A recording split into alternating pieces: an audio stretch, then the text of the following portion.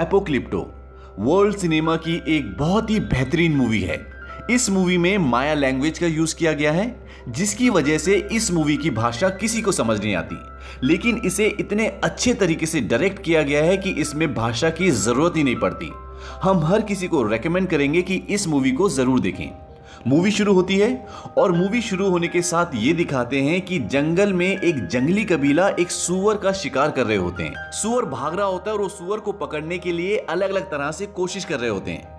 तभी सुअर का पैर एक रस्सी से टकराता है, जो कि उन्होंने एक फंदा लगाया होता है। दरअसल वो इस तरह के फंदे जंगल में लगा के रखते हैं। तो जैसे सुअर का पैर रस्सी से टकराता है, सामने से एक बहुत बड़ा लकड़ी का टुकड़ा आता है, जिसमें नुकीली नुकीली लकड़ियां लगी होती हैं और सुअर के पेट में घुस जाती हैं और सुअर मर जाता है। वो सब बहुत खुश होते हैं। ये जो कबीला है ये बहुत ही हंसी मजाक, बहुत ही मस्ती करने वाला कबीला होता है।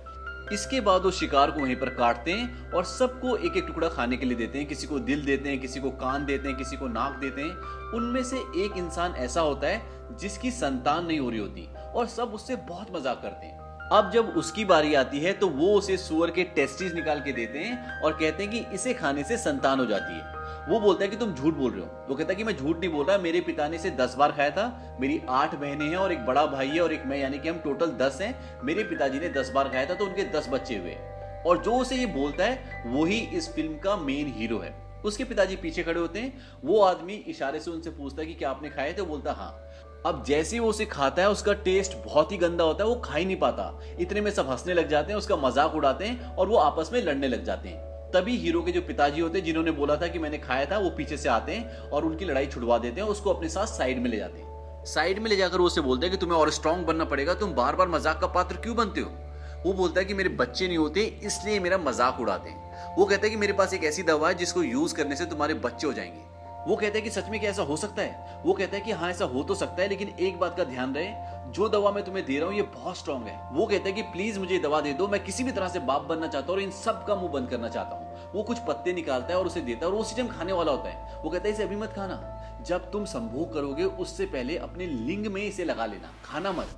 वो कहता है ठीक है। अब वो वापस जाकर अपने दोस्तों के पास बैठ जाता है जो सुअर को काट रहे होते हैं। तभी जो इसमें हीरो होता है उसको ऐसा लगता है कि पीछे कोई आ रहा है। वो खड़ा हो जाता है और उस तरफ जंगल की तरफ देखता है।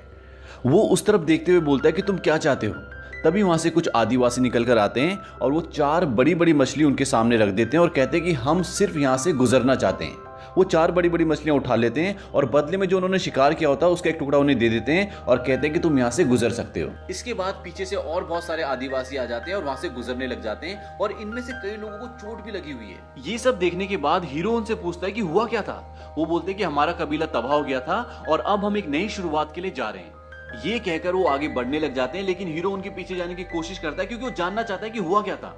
तभी उसका बाप उसे रोक लेता है, कहता रुक जाओ, और वो रुक जाता है। इसके बाद उसके पिता कहते हैं कि वापस गांव चलो और सब वापस गांव की ओर जाने लग जाते हैं। लेकिन पूरे रास्ते में हीरो काफी परेशान होता है। उसके पिता बोलते हैं कि तुम परेशान हो? वो कहता हाँ मैं हूं। उसके पिता बोलते हैं कि वो जो कबीला था उनके दिल में डर बैठ गया था और डर का कोई इलाज नहीं होता, और मैं तुम्हें सलाह देता हूं कि तुम भी मत डरो और अपना ही डर लेकर गांव में तो बिल्कुल मत जाना। अब वो अपने कबीले में पहुंच जाते हैं। उनका कबीला काफी खुशहाल होता है, सब हंसी मजाक करते हैं और वो आदमी जिसका सब मजाक उड़ाते हैं उसको आके एक बुढ़िया पकड़ लेती है जो उसकी सास होती है। वो उसे कहते हैं कि तुमने हमें धोखा दिया, मुझे एक पोता चाहिए, अगर तुम मुझे पोता नहीं दे सकते तो मैं तुम्हारी जगह किसी और को ले आऊंगी। अब वो और उसकी बीवी अंदर चले जाते हैं ताकि वो सहवाग कर सकें। आपको याद होगा कि हीरो के पिता ने उसे जंगल में एक दवा दी थी कि अपने लिंग पर लगा लेना और इसे बच्चा पैदा हो जाता है। अब जैसे ही वो उसे अपने लिंग पर लगाकर सहवास करना शुरू करता है तो उन दोनों को बहुत जलन होना शुरू हो जाती है। दरअसल वो कोई दवा नहीं होती बल्कि वो मिर्ची का पाउडर होता है और वो दोनों बाहर भागते हैं और सब उन पर बहुत हंसते हैं, बहुत मजाक उड़ाते हैं। इसके बाद जो इसमें हीरो होता है अपने घर पर जाता है, अपनी पत्नी से मिलता है। उसका एक बेटा होता है और एक बच्चा उसकी पत्नी के पेट में होता है। वो उन दोनों से बहुत प्यार करता है। इसके बाद ये दिखाते हैं कि कबीले में सब नाच रहे होते हैं, गा रहे होते हैं, लेकिन हीरो कहीं ना कहीं खोया होता है क्योंकि आज सुबह जो उसने उस कबीले की हालत देखी होती है उससे कहीं ना कहीं उसके दिल में एक डर बैठ गया था। उसकी पत्नी उसे बोलती है कि तुम इतने गुमसुम क्यों, मेरे पास वापस लौट आओ, और वो अपनी पत्नी की गोद में सिर रख के लेट जाता है। लेकिन उसके दिमाग में अभी भी वो सुबह वाली सारी बातें घूम रही होती हैं। इसके बाद ये दिखाते हैं कि उसे रात को एक सपना आता है और सपने में उसे वही आदमी आता है जिसने सुबह उसे मछलियां दी थी। उसका पेट फटा हुआ है, उसके हाथ में मांस है और सामने कुत्ता भौंक रहा है और वो उन्हें बोलता है कि भागो। और इतने में उसकी नींद खुल जाती है और बाहर सच में कुत्ता भौंक रहा होता है। तभी बाहर एक आदिवासी को दिखाते हैं जो कि बहुत ही खूंखार होता है और उसके सभी साथी पेड़ों के पीछे छुपे होते हैं। वो अपने साथियों को इशारा करता है, तभी उसके सारे साथी बाहर आते हैं जिनके हाथों में मशालें होती हैं। अब वो सब उनके कबीले की ओर बढ़ते हैं। हीरो तो पहले से उठा होता है, उसको एहसास होता है कि कोई हमारी तरफ आ रहा है। वो बाहर जाके देखता है तो उसे एक दो मशालें दिखती हैं। वो अंदर जाता है, जल्दी से अपने बीवी बच्चों को उठाता है और बाहर की तरफ ले जाता है। तभी उन आदिवासियों में से एक आदिवासी उसे देख लेता है जो उसके कबीले की ओर बढ़ रहे होते हैं और वो उसे मारने के लिए आता है, लेकिन वो जो हीरो होता है वो उसे मार देता है और अपने बीवी बच्चे को लेकर एक कुएं के पास जाता है, उन दोनों को बांधता है और कुएं के नीचे छोड़ना शुरू कर देता है। कुआं बहुत गहरा होता है तो वो धीरे धीरे अपनी बीवी बच्चों को नीचे छोड़ रहा होता है, क्योंकि उसकी बीवी प्रेग्नेंट भी होती है।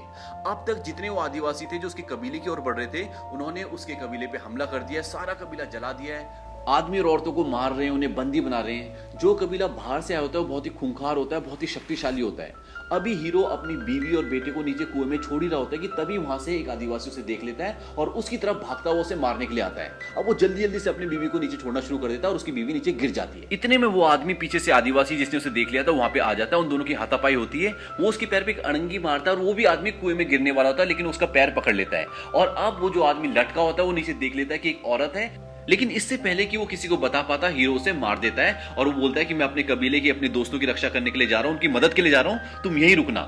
उसकी बीवी बोलती है कि तुम मत जाओ। वो कहता है कि मैं वादा करता हूं मैं आऊंगा, और वो वहां चला जाता है। लेकिन वहां से जाने से पहले वो एक बहुत बड़े पत्थर में एक रस्सी बांध देता है और उसका एक छोर कुएं के अंदर डाल देता है, ताकि अगर वो ना भी आ पाए तो उसकी बीवी और बच्चे उस रस्सी के सहारे से ऊपर आ जाए। अब वो अपनी दोस्तों की मदद के लिए जाता है, वहां वो उनसे खूब फाइट करता है। इतने में जो उनका एक मेन सिपे सालार होता है, हीरो की उससे फाइट हो जाती है, मुठभेड़ हो जाती है और वो चाकू लेके हीरो को मारने वाला होता है, लेकिन हीरो उसका चाकू पकड़ लेता है और उल्टा उसी मारने वाला होता है, मरने वाला होता है। तभी उनके कबीले का सरदार आ जाता है और हीरो को पीछे से बंदी बना लेते हैं। अब जब वो हीरो को बंदी बना लेते हैं तो हीरो जिसको मारने वाला होता है वो हीरो को मारना चाहता था, वो उसे मारने वाला होता है कि उनका कबीले का सरदार रोक देता है, बोलता है मुझे जिंदा चाहिए। अब वो हीरो को बंदी बना लेते हैं और हीरो के सामने उसके पिताजी भी बंदी बने होते हैं। हीरो अपने पिताजी से बोलता है कि मुझे माफ कर दो पिताजी। ये बात वो आदमी सुन लेता है जिसको हीरो मारने वाला होता है और वो उससे बदला लेने के लिए उसके पिताजी का उसके सामने गला काट देता है। इसके बाद वही आदमी जिसने उसके पिताजी को मारा होता है लकड़ी के हथियार से हीरो के मुंह पे बहुत जोर से मारता है और वो बेहोश हो जाता है। सुबह जब हीरो को होश आता है तो वो देखता है कि गांव के सारे जवान आदमी और जवान औरतों को बंदी बनाया होता है और वो उन्हें कहीं ले जाने की तैयारी कर रहे होते हैं। तभी हीरो कुएं की तरफ देखता है। जब वो हीरो कुएं की तरफ देख रहा होता है तो वही आदमी जिसने उसके पिताजी को मारा था वो उसे देख लेता है और उसे शक होता है कि कुएं में उस तरफ कोई है।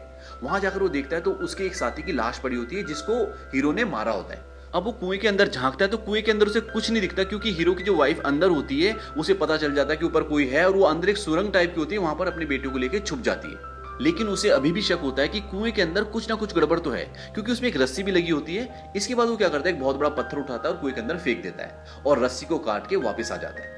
अब जितने भी लोगों को उन्होंने बंदी बनाया होता है उन्हें वहां कबीले से लेकर निकल पड़ते हैं। रास्ते में उन्हें वो लोग भी मिलते हैं जो सुबह उन्हें मिले थे, जिन्होंने उन्हें मछली दी थी। उन लोगों को भी बंदी बनाया होता है और उनके साथ उनको लेकर आगे निकल पड़ते हैं, लेकिन वो बच्चों को वहीं छोड़ देते हैं। अब वो कबीले से निकलने के बाद एक बहुत लंबी जर्नी तय करते हैं। रास्ते में नदी आती है, पहाड़ आते हैं, जंगल आता है और इस पूरी जर्नी में बहुत अच्छे सीन्स हैं। जब आप मूवी देखोगे तभी आपको ये सीन्स समझ में आएंगे। अब ये लंबी जर्नी तय करने के बाद फाइनली वो उस जगह पर पहुंच जाते हैं जहां पर उन्हें पहुंचना था।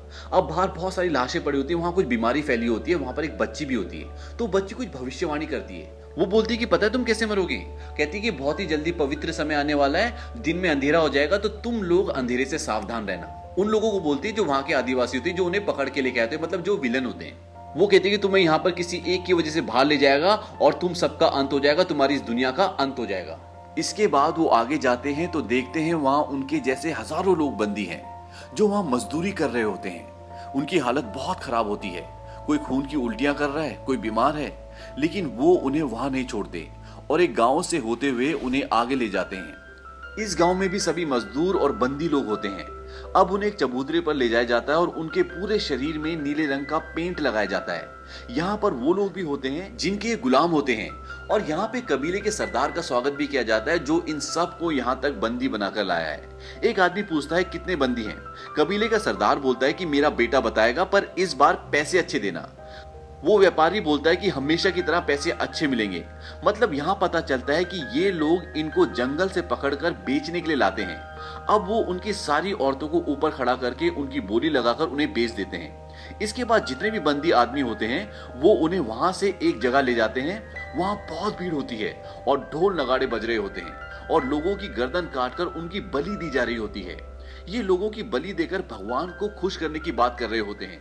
तभी वो उनमें से जिन्हें अभी अभी पकड़ कर लाए हैं, एक को लिटाते हैं और उसकी छाती को चाकू से चीर कर उसका दिल निकाल लेते हैं और उसका सिर काटकर सीढ़ियों से नीचे धक्का दे देते हैं। अब हीरो की बारी आती है और जैसे ही वो उसका दिल निकालने वाले होते हैं, तभी सूर्य ग्रहण हो जाता है और वो रुक जाते हैं। इसके बाद वो कुछ मंत्र पढ़ते हैं और सूर्य ग्रहण खत्म होने के बाद उन सब को दूसरी जगह ले जाते हैं। यहाँ एक बहुत बड़ा ग्राउंड होता है और दूर ग्राउंड के अंत में झाड़ियां होती है और झाड़ियों के पार जंगल। वो उन्हें बोलते हैं तुम भागो और अपने जंगल चले जाओ। अब जो उन्हें यहाँ पकड़ कर लाए हैं, उनका सरदार अपने बेटे को झाड़ियों के पास भेज देता है ताकि अगर कोई वहां पहुंचे तो उसे सरदार का बेटा मार दे। अब वो दो लोगों को भागने के लिए बोलते हैं। वो भागते हैं और पीछे से वो खूंखार लोग उन्हें तीर और भाले से निशाना बनाते हैं और एक की मौत हो जाती है और दूसरे को भी तीर लग जाता है और वो भी गिर जाता है। अब वो हीरो और एक और आदमी को भागने के लिए बोलते हैं। वो दोनों जिगजैग भागते हैं, पर एक के सिर पर तीर लग जाता है और वो मर जाता है। अब हीरो झाड़ियों तक पहुंचने ही वाला होता है कि कबीले का सरदार पीछे से तीर मारता है और हीरो की पीठ के वो आर पार हो जाता है और वो गिर जाता है, लेकिन वो मरा नहीं होता। अब सरदार का बेटा जो पहले से वहां होता है, वो उसे मारने ही वाला होता है कि वहीं पर एक और घायल पड़ा हुआ आदमी उसका पैर खींचकर उसे गिरा देता है और हीरो को बोलता है कि तुम भाग जाओ। लेकिन कबीले के सरदार का बेटा अपने हथियार से पहले उस आदमी को मारता है जिसने उसे गिराया होता है और फिर हीरो को। इसके बाद वो अपना चाकू निकालता है और जैसे वो हीरो को मारने वाला होता है, हीरो उसका हाथ पकड़ लेता है और जो तीर उसे लगा होता है उसने उसकी नोक पहले ही तोड़ ली होती है और वो उससे उसका गला चीर देता है और हीरो वहां से भाग जाता है। अब कबीले का सरदार और बाकी के लोग भी वहां पहुंचते हैं, लेकिन सरदार का बेटा मर जाता है। अब वो सब मिलकर उसका पीछा करते हैं। हीरो घायल होता है, पर वो किसी भी कीमत पर अपने घर पहुंचना चाहता है क्योंकि उसकी पत्नी और बच्चा कुएं के अंदर फंसे हुए हैं और वो उन्हें बचाना चाहता है। हीरो भागते भागते बहुत थक जाता है क्योंकि वो घायल भी होता है। अब उसे एक पेड़ दिखता है जो टूट के एक पेड़ के सहारे टिका होता है, तो हीरो भागता हुआ उस पेड़ पे चढ़ जाता है। उसके बाद वो कबीले वाले उस पेड़ के नीचे से गुजरते हैं, लेकिन वो उसे नहीं देख पाते। लेकिन हीरो की बॉडी से खून टपक रहा होता है, तो जब कबीले वाले नीचे से गुजरते हैं तो एक आदमी के ऊपर हीरो का खून गिर जाता है। कबीले वाले आगे पहुंचते हैं तो देखते हैं आगे कोई हलचल नहीं होती, तो वहां पे रुक जाते हैं। तब कबीले का सरदार देखता है कि उसके एक आदमी के ऊपर खून गिरा हुआ है। तो जब वो खून देखता है तो वो ये समझ जाता है कि वो आदमी ऊपर कहीं पेड़ पर छुपा हुआ है।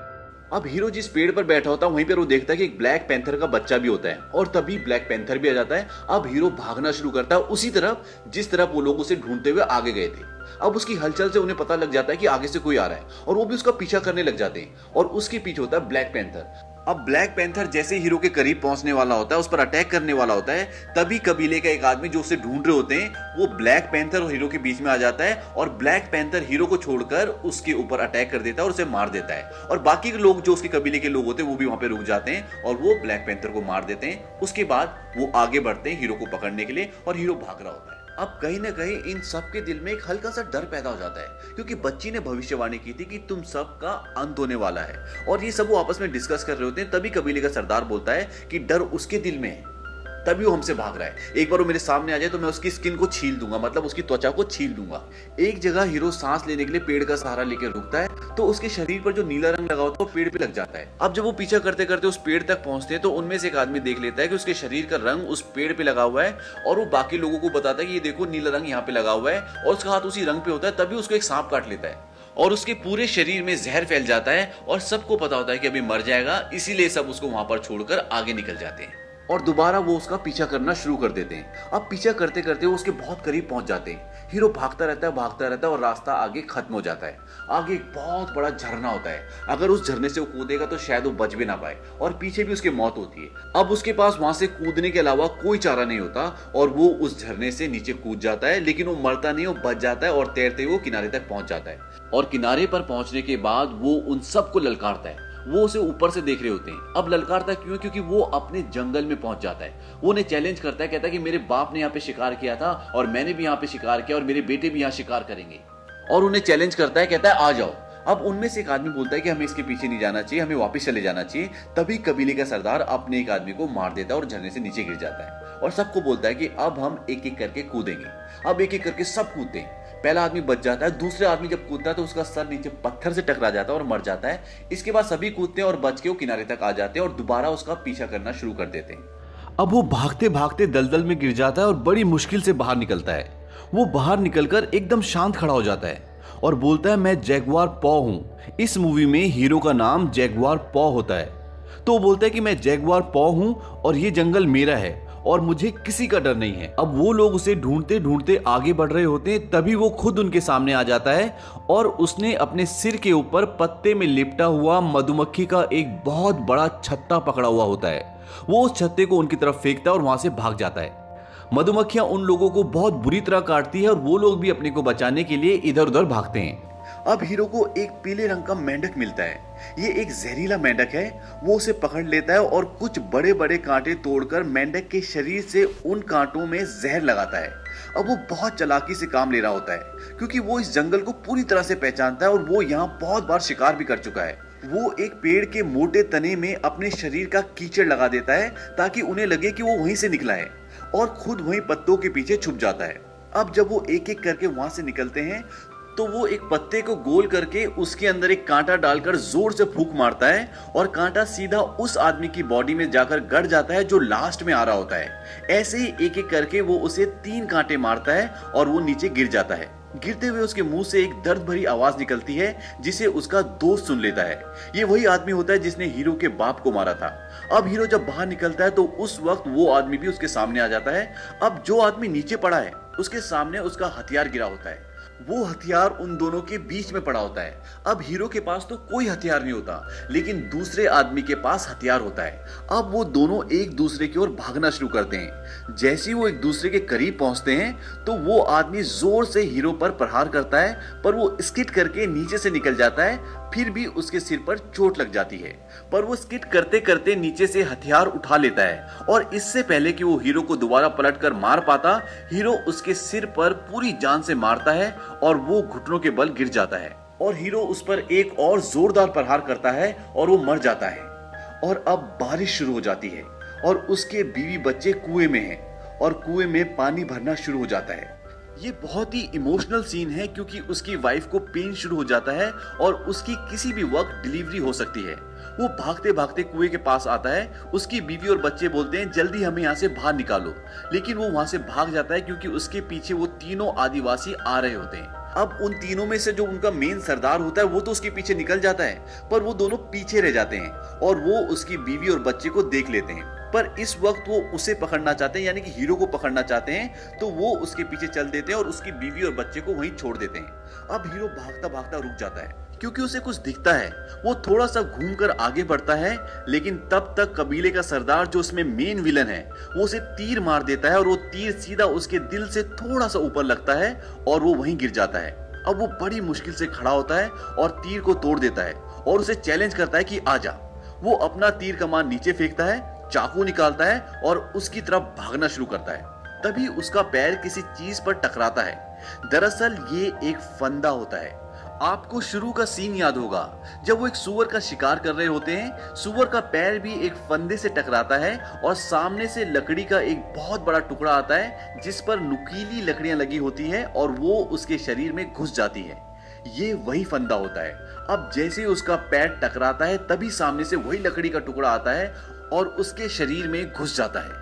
और इस तरह से इस मूवी में जो सबसे खतरनाक कैरेक्टर यानी विलन होता है उसकी मौत हो जाती है। अब वो वहां से भाग जाता है क्योंकि बाकी के 2 लोग भी वहां पहुंचने वाले होते हैं। उधर दूसरी ओर कुएं में पानी भरता ही जा रहा है और पानी उसकी बीवी की गर्दन तक पहुंच जाता है और उसी वक्त उसे पेन शुरू हो जाता है और उसकी डिलीवरी उसी पानी में हो जाती है। और दूसरी तरफ हीरो भागते भागते समंदर के किनारे तक पहुंच जाता है। वो घायल होता है, बहुत थक गया होता है। तभी वो समंदर की तरफ टकटकी लगाकर देखने लग जाता है और तभी वो दोनों भी वहां पहुंच जाते हैं, पर उसे मारते नहीं हैं, बल्कि वो भी समंदर की ओर देखना शुरू कर देते हैं। वहां समंदर पर कुछ बड़े बड़े शिप खड़े होते हैं और नाव से यूरोपियन जिनके हाथ में क्रॉस का निशान होता है वो जंगल की तरफ आ रहे होते हैं।